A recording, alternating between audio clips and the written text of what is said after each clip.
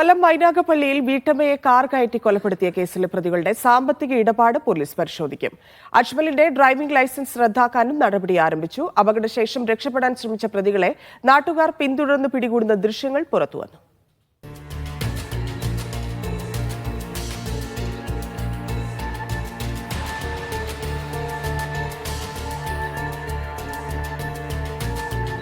ആനൂർക്കാവിൽ വെച്ച് കുഞ്ഞുമോളെ ഇടിച്ചിട്ട ശേഷം നിർത്താതെ പോയ വാഹനത്തെ നാട്ടുകാർ പിന്തുടർന്നു.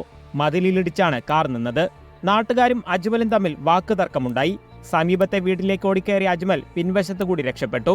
ശ്രീകുട്ടിയെ പോലീസെത്തി കസ്റ്റഡിയിലെടുത്തു.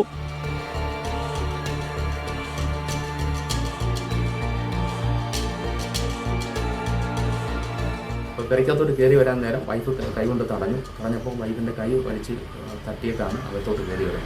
നമ്മുടെ അടുക്കള വാതിൽ കൂടെ കയറി ഇറങ്ങി പുറത്തുപോയി ബാത്റൂമിൽ പാത്തിരിക്കാനിരിക്കുമ്പോഴാണ് ഞാൻ മേളത്തെ അപ്പുറത്തെ ഷോപ്പിൽ നിന്ന് കയറി വരുന്നത്. അപ്പം നീ അതിരിക്കേണ്ട, നീ പുറത്തിറങ്ങുമെന്ന് പറഞ്ഞു. അങ്ങനെ പുറവശത്തെ മതിൽ കയറി ഞങ്ങൾ പോയി. പ്രതികൾ മദ്യത്തിനൊപ്പം രാസലഹരിയും ഉപയോഗിച്ചിരുന്നു എന്നതും പരിശോധിക്കുന്നുണ്ട്. അജ്മലിന്റെ ലൈസൻസ് റദ്ദാക്കാൻ മോട്ടോർ വാഹന വകുപ്പും നടപടി ആരംഭിച്ചു. അജ്മലും ഡോക്ടർ ശ്രീകുട്ടിയും തമ്മിൽ സാമ്പത്തിക ഇടപാടുണ്ടായിരുന്നതായി പോലീസിന് വിവരം ലഭിച്ചു. ശ്രീകുട്ടിയുടെ സ്വർണ്ണാഭരണങ്ങൾ അജ്മൽ വാങ്ങിയിരുന്നു. റിമാൻഡിലുള്ള പ്രതികൾക്കായി പോലീസ് കസ്റ്റഡി അപേക്ഷ നൽകും. പ്രതികളായ അജ്മലിനെയും ശ്രീകുട്ടിയും കസ്റ്റഡിയിൽ വാങ്ങി വിശദമായി ചോദ്യം ചെയ്ത് തെളിവെടുപ്പ് നടത്തുമ്പോഴായിരിക്കും സംശയങ്ങൾക്കുള്ള മറുപടി ലഭിക്കുക. കൊല്ലത്ത് നിന്ന് ലിജോ റോളൻസ്, മീഡിയ 1.